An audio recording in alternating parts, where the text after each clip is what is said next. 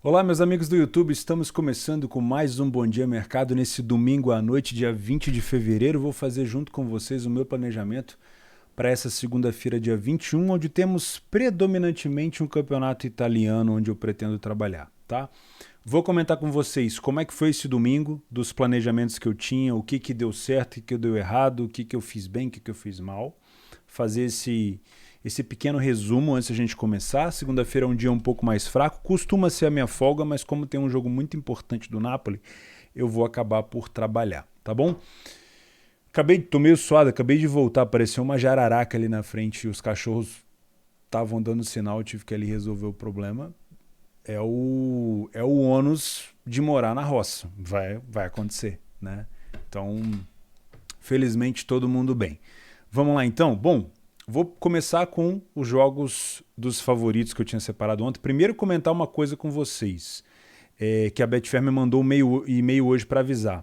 Para quem faz escanteios, handicap e alguns outros mercados um pouco mais exóticos, a Betfair adicionou esses mercados no Cariocão e no Paulistão.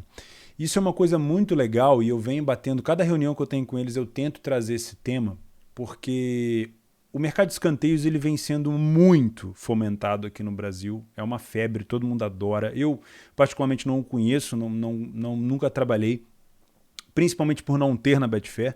Geralmente o mercado de escanteio ele é predominante nas competições maiores, então vai uma Copa do Mundo, uma Eurocopa ou uma Premier League, em alguns jogos a Betfair abria, mas a liquidez é pequena, porque geralmente não tem em outros mercados. Então talvez esse seja o início, não sei se isso aqui é só uma ação, mas talvez seja o início dessa forma de fomentar também o mercado de escanteios na Betfair, né? Que é um mercado predominante das casas de apostas, também obviamente tem nas sportbooks da Betfair, mas ela começou a chegar no exchange, e isso é muito legal, principalmente por você ter a movimentação, você comprar e vender nas cotações que você quiser. Óbvio, talvez não tenha tanta liquidez nesse início, compreensível, né? Pouca gente sabe, por isso eu estou aqui informando para você, mas durante o Cariocão a gente vai ter o mercado de escanteio, handicap e alguns outros mercados exóticos, beleza?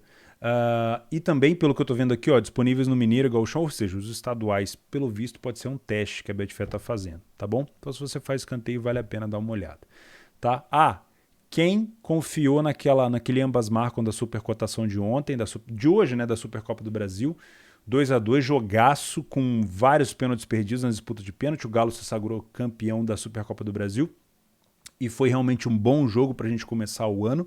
E foi um jogo muito movimentado, como era esperado, né? O Atlético saiu na frente, o Flamengo virou, o Galo empatou 2-2. E para quem acreditou naquela supercotação de 20, muito bom.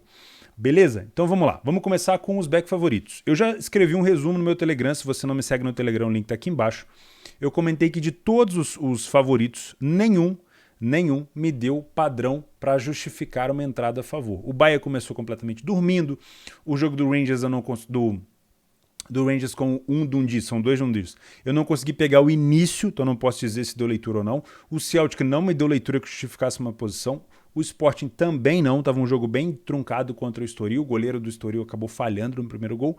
E o Porto também houve um momento que talvez ali justificasse um back Porto, mas esse momento foi muito curto. Tá? Logo depois o Moreirense começou a igualar o jogo, ficar nesse back Porto seria uma forçação de barra, apesar do Porto ter vencido. Tá? O Bahia venceu, o único que não venceu aqui foi o Rangers. O Sporting venceu, o Porto venceu, o Bahia venceu e o Celtic venceu o outro Dundee, que era o Dundee pior. Ou seja, em nenhuma dessas posições, apesar de eu ter marcado aqui que eu buscaria o back, nenhuma dessas posições se justificaram para mim. Tá? Cada um tem seu método, cada um tem sua leitura. O único que eu me envolvi no mercado foi a goleada do Bayern, depois que o Bayern empatou o jogo, que ali estava um padrão muito forte. Tá? E aí eu não queria pegar aquela odd tão esmagada, deixei correr uma stake minha de over na goleada do Bayern, que veio bater no final. Tá? Em relação ao Lei, a pior equipe em campo, o melhor jogo para mim foi Udinese e Lazio, principalmente, não só pelo fato de eu ter pego o gol da Udinese, mas principalmente pelo fato da Lazio ter entrado com uma escalação muito mista. O Luiz Alberto, o Immobile, o Lucas e teve mais um que eu escrevi lá no Telegram que não iam começar, só tava ali o Felipe Anderson e o Milinkovic-Savic. Isso me inclinou já para um possível lei a Lazio. Acabei comprando uma posição de bola parada e fui feliz no gol da Udinese. o único gol que eu peguei no match odds a favor do dia. Não tomei nenhum, felizmente. Não consegui acompanhar a Fiorentina e a Atalanta de manhã. Venezia e Genoa, eu não fiz nada, tá? Na Premier League não acompanhei Leeds com o United, foi um jogo que estava no meio de outros jogos que eu estava focado, foi um jogo com bastante gol, e no jogo da Supercopa estava um jogo muito truncado para se expor no mercado. Talvez no segundo tempo alguma coisa, mas no primeiro tempo estava muito laicá, não justificou ali uma entrada tão tranquila. Valência e Barcelona, eu cheguei a cogitar um Lei Valência, na verdade eu cheguei a entrar e fechei na mesma odd, porque o Barcelona começou com um bom toque de bola, um bom domínio, mas a odd travou. Então não tinha mais subido, o mercado chegou a beliscar 4 e alguma coisa, mas ele não subia, eu não quis ficar brigando com o mercado, eu acabei saindo da posição, depois o Barcelona acabou por abrir o placar, mas eu estava fora. Em relação ao mercado de gols, no início, na manhã, eu fiquei trocando um pouco de dinheiro com o mercado, tive bem ali no jogo do Fortuna, tive bem no jogo do São Paulo, apesar do São Paulo ter perdido, já vou falar dos resultados, mas entreguei no jogo do Darmstadt, não foi uma manhã, eu fiquei pegando e devolvendo para o mercado, mas no final do dia acabou sendo bom. A final da Supercopa do Brasil me deu odd para o limite, a Bundesliga 1, os gols tardios no Dortmund e no Leipzig foram muito bons, tá? Não sei se vocês fizeram. No mercado de gols do Bayern eu não me envolvi, mas acabei me envolvendo no jogo do Leipzig, porque o Hertha, perdendo de 4, foi para cima do Leipzig e acabou tomando mais 2 gols. Na Bundesliga 2, o maior destaque acabou vindo num jogo que era Fortuna e Aue, que eu esperei o Fortuna vencer, mas não esperei que ia fazer tantos gols. E a maior decepção do dia talvez tenha sido o São Paulo, que perdeu o 100%, 100% não, perdeu a invencibilidade dentro de casa para o Hannover, que não vinha em boa fase, e acabou tomando 3-0, né? E aqui na Série A eu me envolvi num limite no jogo entre Inter e Sassuolo e acabou não saindo. Teve um gol da Inter que foi anulado. Lembra que eu falei para vocês que o Sassuolo é safado, que ia complicar a vida da Inter? Eu não trouxe a Inter para aquele back, porque eu já conheço as equipes, né? Então é bom tomar um pouco de cuidado com o Sassuolo, porque ele é um time, como eu falei para vocês, muito safado. Sobre bola parada, tá aqui, lembra que eu coloquei Darmstadt e Hansa Rostock? Pois é, mais uma vez o Darmstadt tomou gol de bola parada do Hansa, só não tomou 2 porque o goleiro fez milagre. Ou seja, ficar de olho nas bolas paradas contra o Darmstadt, principalmente se for um time que tem esse fundamento bem desenvolvido, tá bom? Acho que é isso, tá? Do planejamento que eu tinha, tá bom? Vamos então para o dia 21. Dia 21 a gente tem, pelo menos para os meus métodos, pouca coisa. A gente tem aqui 2 jogos da Série A italiana. Esse jogo do Napoli é muito importante, eu já vou comentar sobre ele. Na Primeira Liga, Santa Clara e Portimonense, nenhum dos times que eu estou acostumado a trabalhar. Da Terceira Liga da Alemanha também não. E na La Liga, o Celta de Vigo com o Levante, tá? Cariocão, jogo do Resende. Gauchão, jogo do Juventude. Primeira Divisão da Argentina já está rolando. E, enfim, alguns outros campeonatos que eu não tenho feito, tá? E eu devo ficar... Tem o Galatasaray também, que vai jogar aqui na Superliga Turca. Joga contra o Göztepe, mas, enfim, eu não tenho trabalhado. Vamos lá, então. Vou começar com o jogo talvez mais importante do dia, Cagliari e Napoli. O Cagliari vai começar com uma odd próximo de 6 dentro de casa e o Napoli com uma cotação próxima de 1,60. É o grande favorito para vencer o confronto, o Napoli, e tem uma motivação a mais, que é o seguinte: o Inter perdeu para o Sassuolo dentro de casa. Podia ter assumido a liderança... O Inter não, a Inter, né? Podia ter assumido a liderança do campeonato e não o fez. O Milan foi enfrentar a Salernitana, saiu na frente, mas não conseguiu vencer. Pasmem. Não vencer a Salernitana não me parece uma atitude boa para um time que quer ser campeão. A Juventus também não conseguiu ganhar do Torino, e o Torino fora de casa é horroroso. A Inter não venceu o Sassuolo, como eu falei. E cabe ao Napoli agora contra o Cagliari, que vem numa fase horrorosa. O Cagliari tem 4 vitórias na competição apenas. Dentro de casa, o Cagliari tem 2 vitórias, tomou 21 gols, quase 2 gols por jogo. O Napoli tem essa oportunidade de chegar a 56 pontos e colar no Milan, tá? Parecia que a Inter já estava com o título ganho, já tinha colocado os 2 pés na frente, mas o Milan voltou, a Inter vacilou, o Napoli agora vem voltando também. A Juventus deu uma escorregada, poderia estar brigando ali também. E a Atalanta nem se fala, né? A Atalanta perdeu hoje para a Fiorentina. A Atalanta, que era a melhor visitante na competição, agora já não é mais. O Milan já encostou. O Napoli é o terceiro melhor visitante, com 8 vitórias em 12 jogos. Só tomou 8 gols. É muito difícil o Napoli tomar gol fora de casa. Isso mostra uma qualidade defensiva muito grande, ainda mais jogando contra o Cagliari, que não tem um bom ataque. O Cagliari fez 15 gols apenas dentro de casa. Em relação à média dentro e fora, como eu falei aqui, 0,67 gols sofridos do Napoli e 1,82 gols sofridos por parte do time do Cagliari. Vamos dar uma olhada em relação a bolas paradas aqui no nosso PDF de apoio. Olha só, o Napoli costuma sair na frente em 83% dos jogos que joga fora de casa. Para quem vem buscar esse back Napoli ou esse Leia ao Cagliari, é uma situação muito interessante. O Cagliari dentro de casa costuma sair na frente metade das vezes, mas só venceu 2. Isso aqui também é uma informação bem importante, tá? O Cagliari não passou em branco, ou seja, o Cagliari tomou gol em todos os jogos que fez em casa. Em nenhum jogo, perdendo, ganhando ou empatando, ele deixou de tomar gol. Ou seja, temos aqui uma situação muito boa, tá? E o time do Napoli, fora de casa, só falhou em marcar, provavelmente aqui em um jogo. Então a gente tem realmente uma condição muito boa para tentar buscar esse back Napoli. Outra coisa que incentiva ainda mais pode ser essa situação aqui, que é o primeiro grande match do dia, que são as bolas paradas. O Napoli marcou até o momento 10 gols de bola parada e o Cagliari, nesse momento da competição, é o time que mais tomou gol de bola parada. É um time que defende muito mal esse fundamento, tá? Então, se a gente tem um jogo truncado, se a gente tem uma situação de back Napoli, talvez ela dê uma melhorada ainda mais caso a gente tenha o Napoli conseguindo escanteios, conseguindo cruzamentos para a área de bola parada, porque o Cagliari defende muito mal esse fundamento, tá bom? Isso também costuma acontecer o seguinte, a gente tem uma situação, às vezes, de um Cagliari acuado, recuado e o Napoli conseguindo sequências de escanteio. Às vezes pode ser esse o indício para você entrar no mercado. Afinal de contas, o aproveitamento do Napoli é muito bom. A gente tinha esse estigma de que o Napoli era um time baixinho antigamente, né? Mas não vá por aí. O Napoli é um time muito bom nesse fundamento, tá? Dries Mertens, não sei se vai jogar. Esses são os jogadores mais importantes da equipe. O Osimhen voltou de lesão. O Insigne. Passadores do time, Zilinks, Elmas e Insigne também. Aqui o João Pedro acaba sendo o jogador-chave do Cagliari, tanto em assistências quanto em gols. É um jogador, o capitão da equipe, é o cara mais influente dessa equipe aqui.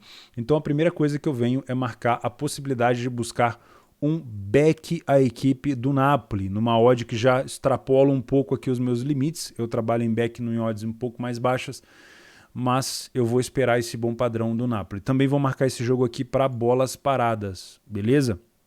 Trabalhar a possível correção do Napoli aqui só se o Cagliari estiver fazendo o jogo da vida, tá? Porque a tendência é que a gente tenha um Napoli um pouco mais dominante no jogo, tá bom? Outro jogo do dia é Bolonha e Spezia. Aqui um confronto um pouco mais de meio de tabela, né? O Bolonha está em 13º, o Spezia já está um pouco mais salvo aqui em 14º. Não, na minha opinião, ainda não está totalmente salvo, mas talvez não corra risco esse ano como foi ano passado. O Bolonha como mandante não é um time ruim para os padrões do Bolonha. Time bem mediano, tem 5 vitórias em 12 jogos, perdeu 5 dentro de casa, tem 16 gols feitos e 16 gols sofridos. Fora de casa, o Spezia tem 4 vitórias em 13 jogos, tomou 30 gols, péssima defesa, e fez 14. Faz uma média de 1 gol por jogo e sofre mais do que 2 gols por jogo, né? Vamos dar uma olhada aqui no nosso PDF de apoio. A gente tem aqui, nenhum time costuma sair tanto na frente. Não me parece uma qualidade assim interessante para a gente ficar de olho. Também não me parece ser um jogo pautado para muitos gols, assim, talvez o máximo 1,5, né? Deixa eu ver o que a gente tem de bola parada. Olha aqui, a gente tem o time do Bolonha marcando 9 vezes nesse fundamento e o time do Spezia sofrendo 8. É o segundo match do dia aqui. Dá para ficar de olho, obviamente, nas bolas paradas do Spezia, mas parece que as de ataque do Bolonha são mais interessantes de se comprar. Então já vou marcar aqui mais uma vez situações para bolas paradas. Vou marcar também um Leia pior equipe em campo, porque apesar do Bolonha estar com uma odd de 1,80, essa odd pode vir a mexer, dependendo do início do jogo. E as bolas paradas podem ser sim um indício de entrada. Jogadores importantes, o Arnautovic no time do Bolonha, que vem surpreendendo, né? Muita gente falando que o futebol do Arnautovic já não era tão bom assim, mas até que para os níveis do Bolonha ele vem muito bom. O Musa Bauer também, que veio da Atalanta, um bom jogador. Aqui o Daniele Verde, né? Do time do Spezia. é também o jogador-chave, né? Tanto o cara que dá assistência quanto o cara que marca. São dois, assim, costuma ser jogos onde as pessoas não ligam tanto para fazer, mas eu gosto desse tipo de cenário, tá? Mas óbvio, em relação ao mercado de gols, se eu for trabalhar vai ser estourando 2 gols, porque não é uma equipe... Tirando talvez, essa dificuldade defensiva do Spezia, o Bolonha não é um time que produz tanto gol assim dentro de casa. Então esperar talvez jogos para 3, 4,5, só se for muito fora do baralho, tá bom? Uma coisa interessante é que o time do Spezia, o time do Bolonha toma bastante gol de contra-ataque. Então, caso o Spezia saia na frente, o Bolonha pode ter dificuldade nesse fundamento. Mas aí a gente tem que analisar um cenário um pouco mais realista, que é o seguinte: o Spezia, fora de casa, tendo vencido apenas, deixa eu confirmar aqui, 3 partidas fora de casa, 4. Talvez ele não fique explorando só os contra-ataques, talvez ele queira segurar um pouco mais e fazer essa manutenção de vantagem. Tudo isso é questão de analisar cenário, não dá pra gente... os números vão ditar tudo. Não, a gente tem que olhar pro jogo também, beleza? Então é isso, jogos italianos, vou buscar alguma coisa a favor do Napoli com leitura, e no Bolonha e Spezia não tenho preferência do lado e vou ficar de olho em bola parada dos 2 jogos, tá bom? Na Primeira Liga de Portugal temos Santa Clara e Portimonense. Situações de bola parada, o Portimonense me parece muito bom na parte defensiva, faz 5 gols e o Santa Clara tomou 7. Pode ser um indicativo, mas não é tanta coisa também, né? O Portimonense saiu na frente em 70% dos jogos, mas venceu apenas 5, né? Então vale a pena ficar de olho nisso. Pode ser que o Santa Clara se complique aqui primeiro. Uma coisa que eu tenho percebido é que o Santa Clara gosta de jogar bastante contra os times maiores, né? Mas não sei se é o caso aqui contra o time do Portimonense. O ataque do Santa Clara não é nada de especial, a defesa é bem fraca, mas a defesa do Portimonense é um pouquinho melhor. Em relação aqui à tabela, o Portimonense está na frente, né? Fora de casa, o Portimonense tem 5 vitórias em 10 jogos, só tomou 9 gols, fez 13. Não é um ataque também muito bom, né? E como mandante, a Santa Clara tem 5 vitórias também, mas tem um ataque pobreza, né? Nada muito significativo. Então, assim, um jogo bem encorpado e eu tô, assim, sinceramente, eu tô achando essa saúde do Santa Clara baixa por essa boa defesa do Portimonense. Então, talvez a gente possa ter aqui uma correção de preço ou um layer pela equipe em campo. O que diferencia? Para eu ter uma correção de preço nessa odd do Santa Clara, eu preciso ter um Santa Clara jogando muito bem. Aliás, para eu ter uma correção de preço nessa hora do Santa Clara, eu preciso de um Portimonense jogando muito bem. Ou seja, iniciando o jogo dando aquele susto no mercado. Isso para mim é correção de preço, aqueles minutos iniciais, 15, 20 minutos. Caso o Portimonense, que tem uma boa defesa, esteja só se defendendo, aí não adianta buscar essa correção. Tá? Talvez seja mais interessante buscar algo para um layer para a equipe em campo. Agora, se o Portimonense vier fazer um jogo franco, talvez essa odd do Santa Clara tenha caminho para corrigir. Sim, senhor. Tô achando baixa essa odd, tá?